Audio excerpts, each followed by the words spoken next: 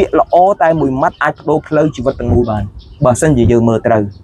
យល់ថាល្អពួកអីបានអានទៅបានយល់ដឹងច្រើនល្អមែនតើគ្រាន់តែខ្ញុំមកអានមិញគឺឃើញថាល្អហើយយើងបានមកអានយើងមានអារម្មណ៍មួយខុសពីយើងមើលទូរស័ព្ទចាសសូមលំអរកាយគ្រប់ជំរាបសួរសម្ដេចទ្រង់ឯកឧត្តមលោកជំទាវអ្នកអង្គការលោកស្រីអ្នកនាងកញ្ញាចាប្រិយមិត្តទាំងអស់ដែលកំពុងតែតាមដានជាមួយនឹងផេកផ្ទាល់តែម្ដងហើយថ្ងៃនេះផងដែរគឺនាងខ្ញុំនឹងនាំអារម្មណ៍ពុកម៉ែបងប្អូនទាំងអស់គ្នាទៅជួបជាមួយនឹងបងប្រុសម្នាក់ដែលគាត់បានដាក់តាំងសិភៅដែលគាត់គឺជាឡានមួយគេហៅថាទេសចរអំណានគាត់បានអញ្ជើញមកដល់នៅក្នុងទីរួមខេត្តព្រៃវែងរបស់យើងហើយនឹងខ្ញុំចង់ដឹងថាគោលបំណងរបស់គាត់ដែលគាត់មករៀបចំសិភៅនៅទីនេះតើគាត់មានបំណងយ៉ាងដូចផ្ដេចដែរជាងដឹងស្រាប់ហើយការអានសិភៅគឺផ្ដល់អត្ថប្រយោជន៍ជាច្រើនដល់មនុស្សគ្រប់វ័យផងដែរបើសិនជាចង់ដឹងជាក់ច្បាស់នាងខ្ញុំនឹងនាំអារម្មណ៍ពុកម៉ែបងប្អូនទៅជួបជាមួយនាងខ្ញុំទាំងអស់គ្នាផងដែរចាសូមក្រុមជើញចាឥឡូវនេះនាងខ្ញុំក៏កំពុងតែធ្វើដំណើរទៅជួបជាមួយនឹងបងប្រុសចាទេសចរអំណាចផងដែរហើយចាំតិចសិនឆ្លងថ្នល់អូឃើញថាមានមនុស្សបងប្អូនជាច្រើនដែលគាត់អញ្ជើញមកអាននៅទីនេះគឺច្រើនមែនតើហើយបងប្រុសគាត់កំពុងតែនៅខាងនេះឥឡូវយើងជួបជាមួយគាត់ហ្មងទៅចាំសួរបងសាជាថ្មីចាអរគុណច្រើនបងថ្ងៃនេះខ្ញុំមានកិត្តិយសមែនតើដែរថ្ងៃនេះខ្ញុំមកក្នុងនាមមន្ត្រីព័ត៌មានហើយក៏ចង់សភាបងពីសំណួរខ្លះតើតើជាមួយនឹងទេសចរណានបងតតែម្ដងហើយជាកិច្ចដំណងហ្នឹងក៏សូមចង់ឲ្យបងជំរាបឈ្មោះផងដែរចាបងចេញមកពីខាងណាមានឈ្មោះអ្វីដែរបាទជំរាបសួរអ្នកស្រុកខេត្តព្រៃវែងទាំងមូលអរគុណសម្រាប់ការស្វាគមន៍ខ្ញុំឈ្មោះអុកវ៉ាន់ដេជាអ្នកស្រុកថ្មគោខេត្តបាត់ដំបងអ្នក Facebook ហៅខ្ញុំថាអ្នកចម្បាំងសម្រាមឬក៏ឥឡូវឈ្មោះថ្មីគេហៅថាពូសៀវភៅពូដឹកសៀវភៅព្រោះគេឃើញខ្ញុំដឹកសៀវភៅក្មេងៗហៅតាមសំឡេងគាត់ថាពូដឹកសៀវភៅទៅបាទអរគុណច្រើនហើយសំណួរដំបូងដែលនេះខ្ញុំចង់ជំរាបសួរទៅកាន់បងប្រុសតើចាតើកត្តាអ្វីខ្លះដែលជំរុញចិត្តឲ្យបងបង្កើតជាមួយនឹងការងារនេះឡើងផងដែរចាកត្តាទី1ហ្នឹងសំខាន់ដែលខ្ញុំគិតជ្រៅហ្នឹងគឺ2025នេះយើងឃើញថាប្រទេសយើងវាមានសន្តិភាពពេញលេញកត្តាសន្តិភាពហ្នឹងខ្ញុំនិយាយទៅក្នុងក្របខ័ណ្ឌប្រទេសទទួលបានការបញ្ចប់សង្គ្រាមណាអញ្ចឹងដល់ពេលដែលការបញ្ចប់សង្គ្រាមវាពេញលេញហើយជំហានទី2ដើម្បីអភិវឌ្ឍប្រទេសជាតិគឺអានយើងធ្វើសង្គ្រាមមួយទៀតថាសង្គ្រាមប្រយុទ្ធជាមួយនឹងភាពងងខ្លៅអានេះក៏ជារឿងមួយដែលត្រូវគិតដែរណាអញ្ចឹងកត្តាចង់ឲ្យប្រជាពលរដ្ឋហ្នឹងពង្រីកចំណេះដឹងតាមរយៈការអានទីសាធារណៈហ្នឹងកត្តាទី1កត្តាទី2ហ្នឹងខ្ញុំចង់ឲ្យគ្រប់គ្នាហ្នឹងមានគ្រូចល័តតាមខ្លួនមានន័យថាពេលដែលយើងរៀនចប់ទី1ទី12ហ្នឹងឃើញថាពួកគាត់ហាក់បីដូចជាមើលរំលងការពង្រីកចំណេះដឹងដោយប្រើប្រាស់សៀវភៅម្ដងពួកជោគជ័យរបស់គ្រូគឺគាត់ហ្នឹងបង្រៀនយើងឲ្យចេះអានជោគជ័យរបស់យើងគឺទៅអានអាហ្នឹងมันមានជោគជ័យពិតប្រាកដកត្តាទី3ហ្នឹងជាកត្តាដែលខ្ញុំសម្លឹងឃើញថាទេសចរអំណានគួរតែត្រូវបានទៅគ្រប់រាជធានីដើម្បីលម្អរូបភាពសង្គមទុកលើកតម្លៃឲ្យទេសចរជាតិនិងកិច្ចការភាពជាតិឲ្យភ្ញៀវអន្តរជាតិឃើញថាប្រទេសយើងក៏ជាប្រទេសដែលស្រឡាញ់ការអាននៅទីសាធារណៈនេះគឺជាអ្វីដែលខ្ញុំគិតថាកន្លែងដែលខ្ញុំទៅដល់ជាពិសេសព្រៃវែងក្តីសៀមរាបក្តីគឺជាទេសចរលម្អរូបភាពសង្គមហើយធ្វើឲ្យសង្គមមានតម្រុយកុមារតូចៗមានការផ្លាស់ប្ដូរទម្លាប់ដោយសង្គមយើងអ្នកធំឬក៏ប្រជាជនថ្នាក់ធំហ្នឹងក៏បានផ្លាស់ប្ដូរទម្លាប់របស់គាត់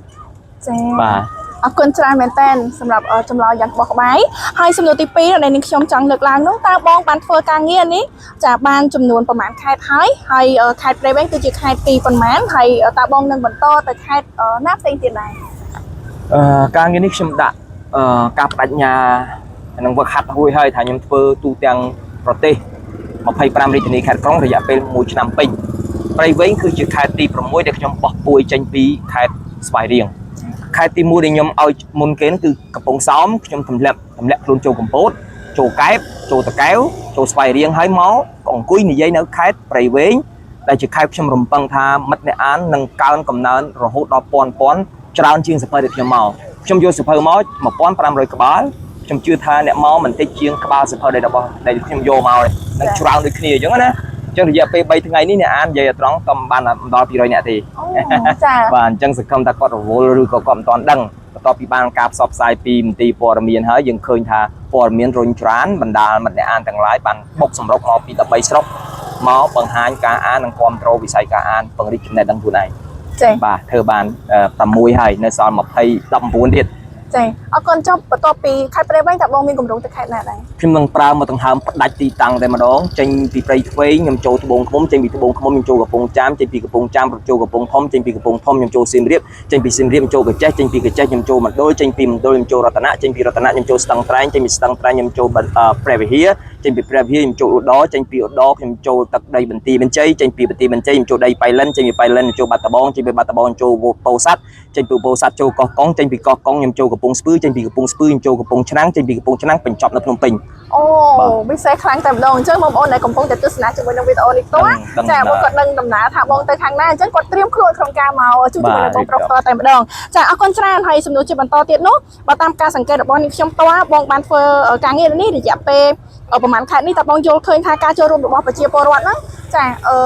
នៅតិចនៅឡើយទេចាអញ្ចឹងក្នុងខេត្តនេះឬក៏ពីមុនមកក្នុងខេត្តនេះបងក្នុងខេត្តនេះបាទ Mới dương bập bạ đạp đại bị cô dương tâm tầm cho chương đầu tiên đi tại 3 ngày á. Lutra tại tích trán Lutra tại trong mình chọc tăng đọc 3 ngày sân ba nhom đằng. Lúc trong nơi pre với 3 đọc ngày nhưng ngày ní chỉ ngày thì 3 rồi bọc nhom mày. Bởi dương du tân ở đây thì 3 tại chôn tân ở đây thì đập pi nơi xoay riêng còn mình trời pro xoay riêng nhom nơi pin đọc ngày mà quan pram rồi nè mà à. Còn tại pre với nơi tại 3 ngày dương từ tu ba này ăn chật pi rồi nè đài. Ba trong rọp đại pra lấy tụ sạp bọc trong chọi bố mình máu chọi tầm 3 đằng tân ở đây chẹt đài ấy. Nhưng rọp mà luôn á ăn lên bị pram là tì tiệt mò con ta ớt đó nhưng mình ban rọp mình châu thay chi này ăn đi bị pro nhưng trong stung thật tá này ăn ở prey với cu tại miên bần na lấy xa thì nạ muối tục ở quất tranh mà ăn sẽ phân là tì xa thì nạ ọt và xa chấm luôn ăn chán nhưng mình na từ căn ở nhà thôn vẽ quán phơi ơi phải giỏi phải chia rọt những bán cả ăn từ tì xa thì nạ cho nhưng chè rọp đài và tích nhưng ọt miền cầm nật ấy trong thừa và tổ đấy nè nhưng mình ao khai na cho những khai na bị pro bờ dương prep thiệp chấm luôn video cho thôi trong cuộc khai đây mình tịch khai cáp nhâm nơi tại địa p tại phẩm bao ngày hay khai cáp tôi tầm mùi mà nước tích tầm mùi bay lớn còn mà nước tích chân bờ dương vô khai để khai đi lo trên khai nút về tơ chỉ tùng hiệp về tơ chưa tơ chỉ riêng một xe này tay nhưng ai bị vô phép khâm nè an nơi cái phong xóm tròn còn mùi rồi nè không dẹp về đặc biệt ngày cứ còn màu tròn nè an du trên cái cái bột đặt cái anh cuối căn mà các bạn chất buôn màu nhưng mớ chất sam sai sầm nè an du dưới cái bột nè cái cứ an ngặt ở sông dây ấy cuối đã an được hơn nè ra cái nó bị ngặt phóng á đôi bên nè khang dương ta kéo an thằng ớt mà đầy an pram rồi ớt pram rồi còn mà ớt đấy còn mơ cho nó chứ nó thò tạt tinh quả sầu miền tây là nè an là ớt mà đầy cái này đôi bên nè xoay riêng ní một con pram rồi nè ní khơi thải trơn phần tay mình ai cầm nọt bán là sao dùng nó so khai trơn không đầy chân play về ní đọc bay sốc nhầm chưa tha nơi ngày trong sabada dụ chốn mặt nè an nó bọc sầm rốc và to bị cọt riêng sâu bị pro mình trầm ta an này tí ní ai chụp chơi nó ro chùm lói để tung chịu vắt chùm mò cá an rồi có nhầm ai xe từ căn vị thi cai cho này sầm ram là căn quạt phồng và sân chỉ có trong riêng sâu chỉ trong cái bông miên ở với pram nha từ căn pre mà để cùng bông để tam đã tức là mình ca lại rồi có video đi chơi không bà mất bị sắt nè an từng lai vậy tung vơ được bọc ngày ní vì cứ chia là tập phò được bọc mình ngày sai mà đây ở phục na mình căn sập hơi vơ mà đây côn an dương tha dương mình miên pe an tê có phần tay dương so pe trán thật vơ riêng đá mình chầm rào đọc luôn dân ca an sẽ phơi vì cứ chụp lâu đầm bay phật đồ na cột luôn ai nâng và tê chiết treo ca bằng rít bằng rắn đôi này an sẽ phơi chụp nét đắng trâu trùng chân sầm rập khai prey với nhông khơi tha chụp khai để lẹ cọp nơi về lẹ chôn trán nè vì nè to su của trán ở tí ni nè kha han on ái của trán thì bờ dương mơ ru sầm lạ đấy có dương ai vô bàn tha cho căn đào trong ổn dương trồng vậy tha bị chia ca thua ở kháng á chân prey với bờ sân chia chôn nơi tí ni cọt bằng rít chùm nét đắng đòi cá án chùm chưa tha luôn qua to của rít chùm rán trong thùng mũ con sầm bô ta đòi mà nuôi đại miên chùm này chùm niếng ai bằng ra sừng cung là ngày nào mùiแต่งอคนี้ดังให้ทาเสียเพอเปียละโอแต่มวยมัดไอ้โดเคลื่อนชีวิตเป็นมวยบานบาสันยืมมือตรึงแต่มันงีไล่บาสันยืมมันได้เป็นตุ่มรอบจังยืมมันไงตุ่มรอบอ่านใบบุญตุ่มปอยหรือกบปรานตุ่มปัวนะอยู่แต่ยืมมันเป็นการอ่านเมนเตนายจังสำหรับเนี่ยมาดอตักใดไปเว้งก็สมอคุ้นตักกันรัฐบาลขายกดบานจำนายรับลงแต่เลยการสนับเนอระบบยมแตงมูใบดอกไงนั้นให้นางอาหารมวยไงมวยเประบบยมกดจ้องจังใบเปได้แต่ครูยมตัวหกแต่มาเปแล้วนะคือยมหกแต่เปทั้งไงดิจังยมจังก็จังยมอันมาเปได้แต่ตัดจัดกดขายนั้นก็จ้องจังตั้งใบเปนั่งตัดทั้งไงหรือไงแต่ใจตอนไอ้ยมจิมนุหกแต่เปทั้งไงดิจ้ะมูลค่าไอ้มันมองพิซซ่าตะเปทั้งไงที่มวยเปในยมจังดำน้ำมอยมกระทาต้ายมจำนายไอ้จรานิกีที่มวยจำนายเลือกาดเด็ก 10 đô la một ngày chẳng về mà khai ở 700 á nè ចា ការហូបចុកពេលល្ងាចជាមធ្យម4 ដុល្លារទៅ 5 ដុល្លារអញ្ចឹងខ្ញុំខ្វែងចោលចំណាយដែលមិនចាំបាច់ដល់ពេលខ្ញុំចាប់ផ្ដើមវឹកហាត់អត់ស៊ីបាយល្ងាច 3 ខែដំបូងគឺឃើញថាលំបាកដល់ពេលខ្ញុំចាប់ផ្ដើមចូលខែទី 4 ខ្ញុំចាប់ផ្ដើមស្រឡាញ់ការអត់ហូបបាយល្ងាចហើយលេងចង់វិលទៅវិញលេងចង់វិលទៅរកបាយល្ងាចតែប៉ិតខ្ញុំវឹកហាត់ដើម្បីទប់ទល់សកម្មភាពហ្នឹងទេកុំឲ្យវាចាយច្រើនពេកអញ្ចឹងមូលហេតុដែលខ្ញុំអត់ហូបបាយល្ងាចហ្នឹងដំបូងគឺព្រោះតែខ្ញុំចង់សន្សំចៃតែដល់ពេលធ្វើដល់កម្រៃទៅគឺស្រឡាញ់ការអត់ហូបបាយល្ងាចដោយសារពេលដែលខ្ញុំដេកស្រួលពេលដែលខ្ញុំងើបស្រួលហើយណាមួយខ្ញុំព្រោះនៅក្នុងឡានហ្នឹងខ្ញុំពិបាកបន្ទោបងធំអញ្ចឹង 3 ថ្ងៃបានខ្ញុំបន្ទោបងម្ដងអញ្ចឹងធ្វើខ្ញុំចំណេញក្នុងការទៅបន្ទប់ទឹកចំណេញអាហ្នឹងខ្លាំងតែម្ដង ចាអរគុណចាអរគុណច្រើនចាសម្រាប់ការទស្សនាផងដែរហើយអរគុណច្រើនមកដែលបានផ្ដល់កិត្តិយសចូលមកសម្ភារថ្ងៃនេះចំណាយពេលវេលារហូតតែម្ដងអរគុណច្រើនណាស់បងណាចាអរគុណក្រោយនេះក៏សូមអរគុណដល់បងប្អូនដែលកំពុងតែតាមដានទស្សនាជាមួយនឹងវីដេអូនេះតតែម្ដងចាខ្ញុំបងប្អូនទាំងអស់គ្នាកុំភ្លេចមកអានព្រោះដោយសារបងប្រុសគាត់ដាក់ចាប់រៀប13ថ្ងៃផងដែរហើយថ្ងៃនេះគឺជាថ្ងៃទី3ហើយចាអញ្ចឹងបងប្អូនទាំងអស់គ្នាកុំភ្លេចមកអាននៅក្នុងក្រុងព្រៃវែងរបស់យើងតតែម្ដងពេលវេលារបស់គាត់គឺចាប់បើកពីម៉ោង 3 រសៀលរហូតដល់ម៉ោង 9 យប់ផងដែរពីថ្ងៃទី3មីនាដល់ថ្ងៃទី13មីនាចាអរគុណបងយល់យ៉ាងណាដែរនៅពេលដែលបងប្រុសគាត់បានដាក់សភៅអានជាសាធារណៈបែបនេះ យល់ថាល្អពួកអីបានអានទៅបានយល់ដឹងច្រើនចាបានមើលឃើញនិយាយរួមល្អហ្មង ចាព្រោះខ្ញុំក៏ចូលចិត្តអានដែរ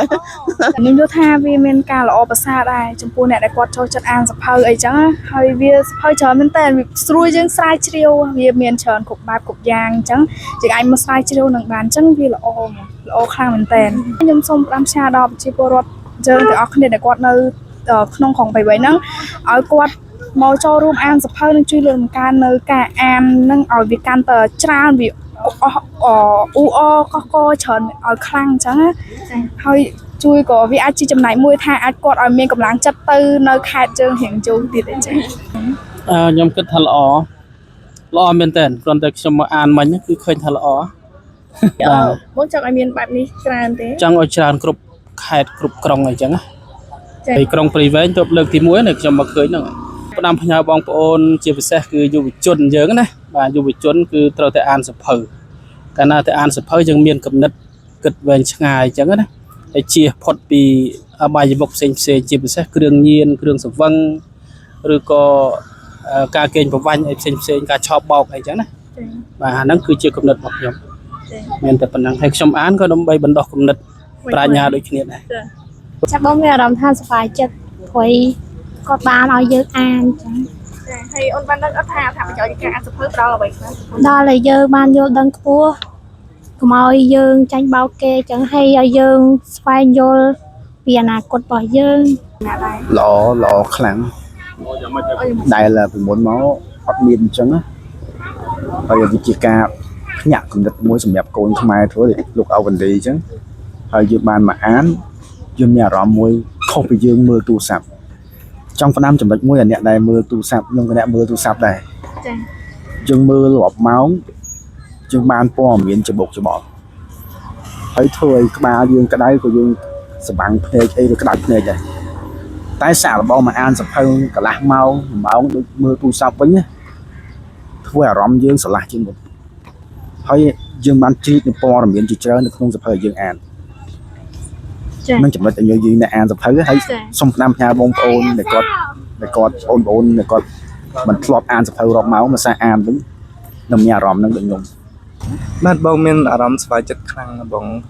ដែលគាត់បានមកដល់ខេត្តយើងហើយបានដាក់តាំងសភៅរាប់រយរាប់ពាន់ក្បាលឲ្យ